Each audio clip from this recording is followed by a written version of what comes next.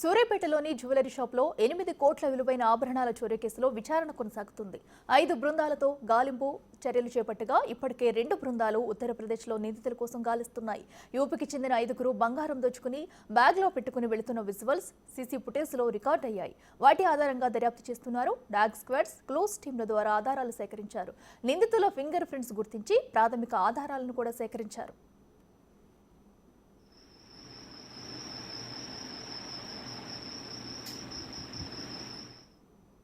ఉత్తరప్రదేశ్కు చెందిన 5గురు సభ్యుల ముఠా ఈ చోరీ చేశారని ప్రాథమికంగా నిర్ధారణకు వచ్చారు. నగల దుకాణానికి సమీపంలోని 2 నెలల క్రితమే ఓ ముఠా అద్దెకు దిగినట్లు విచారణలో తేలింది. గోల్డ్ షాప్ పక్క ఉన్న సందులో బాలాజీ గ్రౌండ్ హోటల్ సమీపంలో ఓ రూమ్ను వీరు అద్దెకు తీసుకున్నట్లు గుర్తించారు. ఫాస్ట్ ఫుడ్ సెంటర్ పెడుతున్నామంటూ గోల్డ్ షాప్ పరిసర ప్రాంతాల్లో తిరిగారు. గోల్డ్ షాప్ వాచ్మెన్తో కూడా మాట్లాడి వివరాలు సేకరించినట్లు పోలీసుల విచారణలో తేలింది.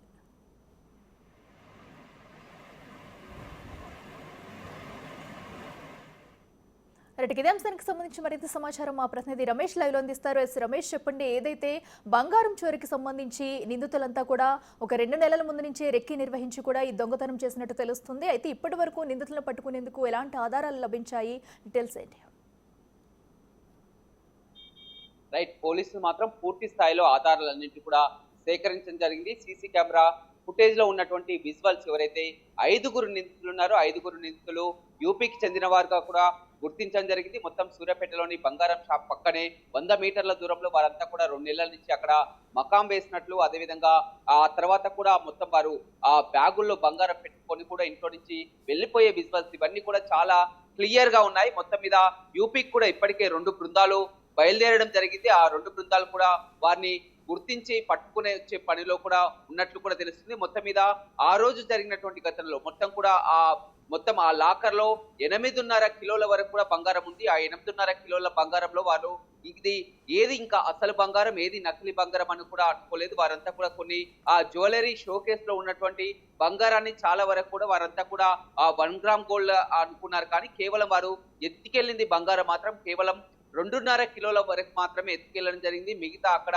5.5 కిలోల వరకు కూడా 5 కిలోలన్నర వరకు కూడా అక్కడే ఉన్నది. కేవలం ఒక 2 కిలోలన్నర మాత్రమే పోయడం జరిగింది. కానీ ఆడ పూర్తిగా లాకర్ లో మాత్రం 8 కిలోల బంగారం ఉన్నప్పటికీ కూడా 8 కోట్ల విలువ చేసే బంగారం ఉన్నప్పటికీ కూడా వారు అంతా కూడా, ఎందుకంటే మనం ఆ షాప్లలో కూడా చాలా వరకు చూస్తుంటాం, షోకేస్లలో పెట్టినటువంటి ఆర్నమెంట్స్ కూడా ఉంటాయి. అయితే వారు అది తీసుకెళ్లలేదు. చాలా లక్కీ అనే చెప్పవచ్చు. కానీ మొత్తం మీద అక్కడ షాప్ యజమాని మాత్రం పెద్ద ఎత్తున బంగారం పోయింది, 15 కిలోల వరకు బంగారం పోయిందని చెప్తున్నప్పటికీ కూడా పోలీసుల ఆ ఇన్వెస్టిగేషన్ లో చాలా క్లియర్ గా ఆ 2.5 కిలోల వరకు మాత్రం బంగారం వెళ్ళింది. మిగతా 5.5 కిలోలు అక్కడే ఉన్నట్టు తెలుస్తుంది. ఏదేమైనప్పటికీ కూడా అది 8 కిలోల 2.5 కిలోల అవి తర్వాత, కానీ మొత్తం మీద పూర్తి స్థాయిలో కూడా ఆ సీసీ కెమెరా విజువల్స్ కూడా మనం బాగా చూస్తున్నాం, చాలా క్లియర్ గా చూస్తున్నాం. 5గురు నిందితులు ఎవరైతే ఉన్నారో వారంతా కూడా 5గురు ఆ పక్కనే ఉన్నటువంటి ఆ పాడుబడ్డ ఇంట్లో కూడా నివాసం ఉండడం జరిగింది, అద్దెకని రావడం జరిగింది. ఇక్కడ ఫాస్ట్ ఫుడ్ సెంటర్ నిర్వహించుకుంటామంటూ కూడా అద్దెకు తీసుకోవడం జరిగింది.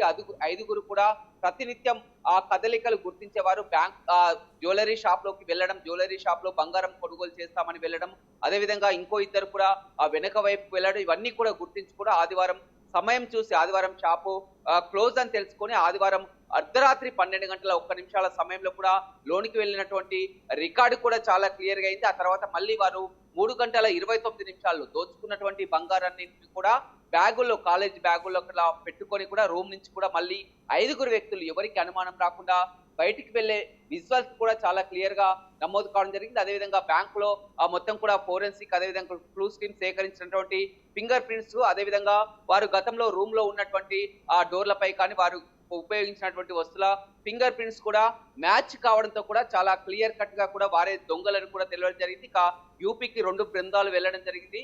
త్వరలోనే నిందితులను పట్టుకుంటామని కూడా సూర్యాపేట ఎస్పీ నరసింహ చెప్తున్నారు. అయితే రమేష్, ఇక్కడ వీరు యూపీ నుంచి వచ్చి కూడా ఇక్కడ దొంగతనానికి ప్లాన్ చేశారంటే ఇక్కడతో ఎవరికైనా వారికి సంబంధాలు ఉన్నాయా? ఎవరైనా వారికి సహకరించారా? లేదంటే ఇక్కడ సహకరించడం వల్ల ఈ దొంగతనానికి పాల్పడినట్లు ఏమైనా డీటెయిల్స్ వచ్చాయా?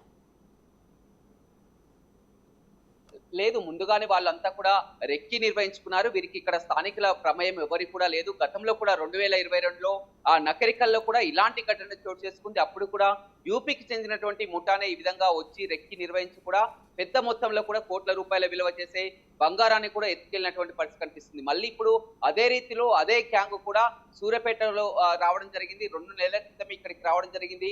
పక్కనే ఉన్నటువంటి బంగారం షాప్ కు కేవలం ఒక 100 మీటర్ల దూరంలో ఉన్నటువంటి ఒక పాడుబడ్డ ఆ ఇల్లుని కూడా, ఎందుకంటే అది చాలా వరకు కూడా ఎవరికి కూడా అనుమానం రానటువంటి ఇల్లు, చాలా రెంట్ కూడా చాలా తక్కువ. మేమంతా కూడా పొట్టకూటి కోసం ఇక్కడికి రావడం జరిగింది. కేవలం ఇక్కడ ఒక fast food centre, bus stand సమీపంలో ఫాస్ట్ ఫుడ్ సెంటర్ నిర్వహించుకుంటామని చెప్పడంతో కూడా వారంతా కూడా ఉండడానికి కూడా నివాస యోగ్యమైనటువంటి ప్రదేశం కూడా కాదు. అంతా కూడా రూమ్ కూడా మనం చూస్తే అర్థమవుతుంది. కానీ వారి వెంట కూడా ఎలాంటి సామాన్ కూడా లేదు. కేవలం ఒక చాప మాత్రమే ఉంది. వారి ఉపయోగించే అంతా కూడా, వారు తినేదంతా కూడా బయటనని చెప్పొచ్చు. కేవలం వారు రెక్కి నిర్వహించడానికి మొత్తం కూడా ప్లాన్ పథకం ప్రకారమే బంగారాన్ని దోచుకెళ్లడానికి వారు అంతా కూడా ముందస్తు భాగంగా 45 రోజుల క్రితమే వారు సూర్యాపేట రావడం జరిగింది.